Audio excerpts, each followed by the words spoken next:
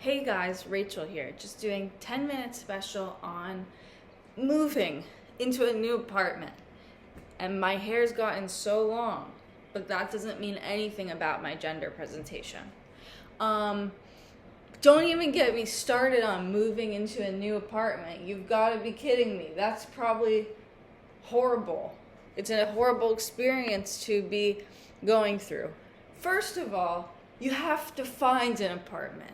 And oftentimes you need to be using websites or apps to do that.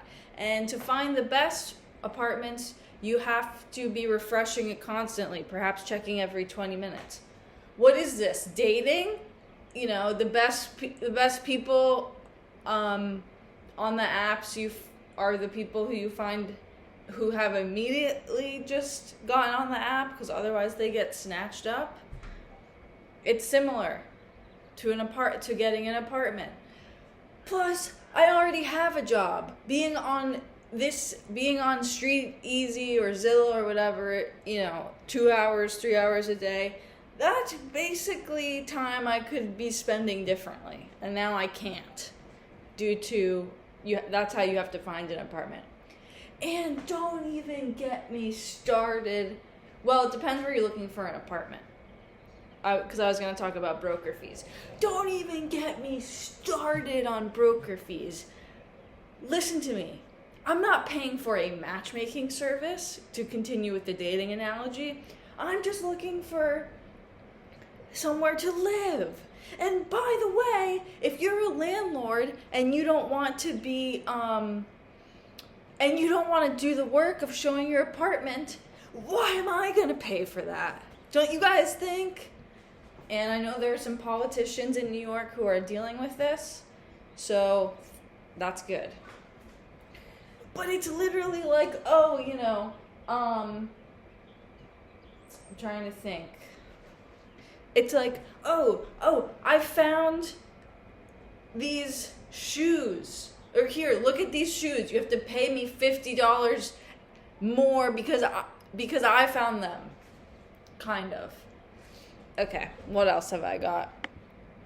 And don't even get me started on how, on the lease, no less. But first of all, don't even get me started on texting the broker, because you don't know who they are, and a lot of times they're using different types of, they're not using emojis, they're using smiley faces that you type out, and that can be scary tonally, because that is similar to when you're a kid in a chat room in 2005 and a guy says he wants to see your ass, smiley face, and you're only 10, but you're just trying stuff out.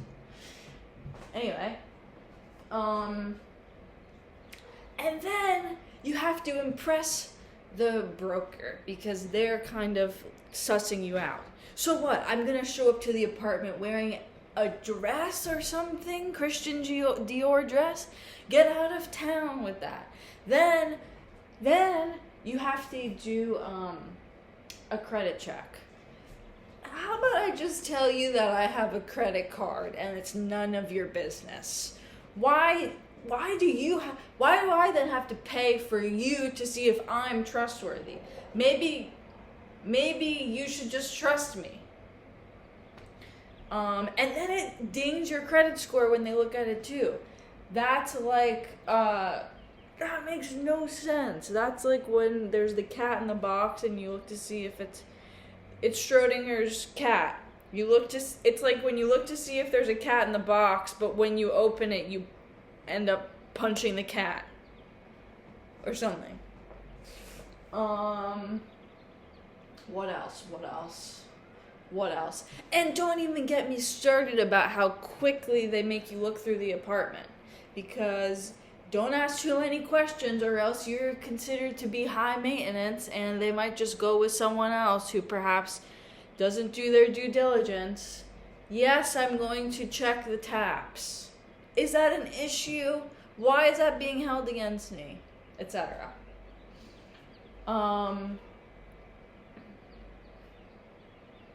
What else? Oh, Then, of course, there's the moving itself. You're kidding me with that type of stuff. It hurts my back. I have serious back problems from helping my mom move about 10 years ago. Now I have a vertebrae that hurts, I think, and there's a piece of my ass missing. No one believes me when I say this, but there's a whole divot. It's like someone took a spoon the size of a baseball and took out a piece of my hip. And now there's a lump in my back that I think is the fat from my hip and butt that's in my back now. And I think that's removing. And if you're a doctor, I don't want to hear about what you think that could be. Because I'm scared. I've been trying to book an MRI for months. No one wants to put me in the MRI machine because I ask if they will let me listen to Vampire Weekend in there. And no one likes when I listen to Vampire Weekend for some reason. So you're telling me that I have to pack up all my stuff and bring it to, down the stairs. Meanwhile, I can pretty much only lift 10 to 15 pounds. I just went to the gym with my friend who taught me how to squat with a barbell, and it's crazy. What the hell with that stuff? Plus, every place is weird. Everything's dark. By the way, sometimes the ceilings are so low, I'm the only one who can fit in there. So who are we even kidding? Who are you really going to rent this apartment to? Because guess what? I'm 5 feet. Most people are not 5 feet. So why don't you give me a discount for the amount of space that I'm not taking up by making your life easier because your house is too small? Okay. What else about moving? Oh, yeah. And don't even get me started on the lease. Are you kidding me? This type of stuff is meant to piss you off. And you're sending it to me? I'm not a lawyer. I'm $60,000 in debt to a liberal arts school. You think I ever took a class about law? I tried. I actually took a class in high school with Elena Kagan's brother was my teacher. She's on the Supreme Court. Not that that is good. But it's true. So I tried. But you think they're teaching us about contracts in constitutional law class? No, they are not. They are teaching us about Brown versus Board of Education, which is obviously relevant to today still. But I can't talk about Brown versus Board of Ed to the broker. That doesn't help me so much. Maybe, or whatever. Sorry. So I'm just supposed to learn how to do a contract? No one in my family knows how to do a contract. No one in my family has financial literacy. So, yeah. Sorry, I'm not trying to trauma dump. That's not really what I'm doing, but I am just speaking from the heart. What else can I say about moving? And plus, you don't even know about your neighbors. These are people living above and below me. What if they like to listen to porn or Lizzo so loud? I don't want to hear that stuff so loud.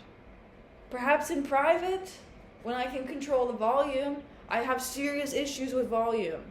And I should be able to talk to the neighbors about what type of volume there is around us. By the way, you're going to live on the top floor. If there's a fire, you have to jump out the window. Meanwhile, if you live on the bottom floor, there's going to be maybe rats in your house. I mean, you just can't win.